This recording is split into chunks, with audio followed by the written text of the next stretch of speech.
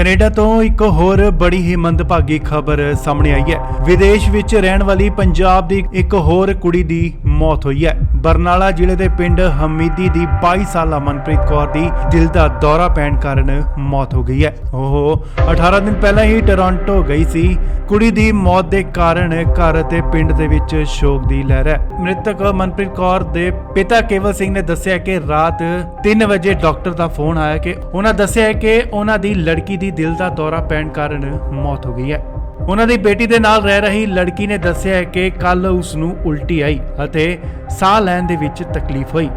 ਪਿਤਾ ਮੁਤਾਬਕ ਦੋਸਤਾਂ ਨੇ ਉਸ ਨੂੰ ਹਸਪਤਾਲ ਦੇ ਵਿੱਚ ਭਰਤੀ ਕਰਵਾਇਆ, ਪਰ ਕੁਝ ਸਮੇਂ ਬਾਅਦ ਉੱਥੇ ਉਸ ਦਾ ਸਾਹ ਰੁਕ ਗਿਆ ਅਤੇ ਡਾਕਟਰ ਨੇ ਉਸ ਨੂੰ ਮ੍ਰਿਤਕ ਐਲਾਨ ਦਿੱਤਾ।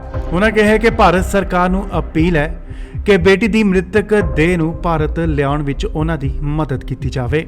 ਦੱਸ ਦਈਏ ਕਿ ਪੰਜਾਬ ਦੇ ਨੌਜਵਾਨ ਰੋਜ਼ਗਾਰ ਤੇ ਪੜ੍ਹਾਈ ਦੀ ਭਾਲ ਲਈ ਧੜਾਧੜ ਵਿਦੇਸ਼ ਜਾ ਰਹੇ ਨੇ। ਮਾਪੇ ਵੀ ਆਪਣੇ ਬੱਚਿਆਂ ਨੂੰ ਵਿਦੇਸ਼ ਭੇਜਣ ਲਈ ਲੱਖਾਂ ਰੁਪਏ ਦਾ ਕਰਜ਼ਾ ਲੈ ਕੇ ਉਹਨਾਂ ਦੀ ਰੀਝ ਪੂਰੀ ਕਰ ਰਹੇ ਨੇ।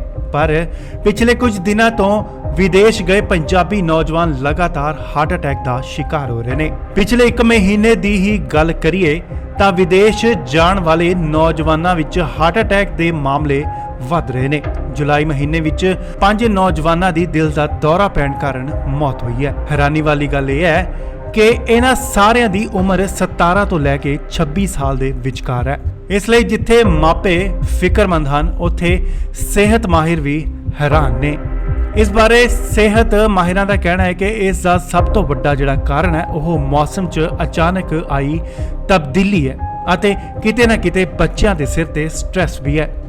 ਭਾਰਤ ਤੇ ਵਿਦੇਸ਼ਾਂ ਦੇ ਮੌਸਮ ਵਿੱਚ ਬਹੁਤ ਅੰਤਰ ਹੈ। ਇਹ ਨੌਜਵਾਨ ਭਾਰਤ ਦੇ ਗਰਮ ਮਾਹੌਲ ਵਿੱਚ ਸਾਲਾਂ ਤੋਂ ਰਹਿੰਦੇ ਆ ਰਹੇ ਨੇ। ਵਿਦੇਸ਼ ਵਿੱਚ ਮੌਸਮ ਠੰਡਾ ਹੈ।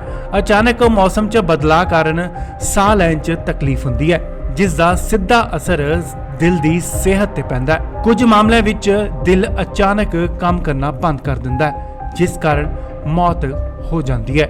ਇਸ ਤੋਂ ਇਲਾਵਾ ਪਿਛਲੇ ਕੁਝ ਸਾਲਾਂ ਤੋਂ ਵਿਦੇਸ਼ਾਂ ਵਿੱਚ ਸਿਸਟਮ ਬਦਲਿਆ। ਕਈ ਦੇਸ਼ਾਂ ਵਿੱਚ ਮੰਦੀ ਵੀ ਵੱਧ ਰਹੀ ਹੈ ਅਤੇ ਕਈ ਜਗ੍ਹਾਵਾਂ ਤੇ ਤਾਂ ਰੋਜ਼ਗਾਰ ਵੀ ਘਟਿਆ। ਇਸ ਦੇ ਉਲਟ ਮਹਿੰਗਾਈ ਵੱਧ ਗਈ ਹੈ। ਇਸ ਕਰਕੇ ਵਿਦੇਸ਼ਾਂ 'ਚ ਗਏ ਨੌਜਵਾਨ ਆਪਣੀ ਆਰਥਿਕ ਲੋੜਾਂ ਪੂਰੀਆਂ ਨਹੀਂ ਕਰ ਪਾਉਂਦੇ।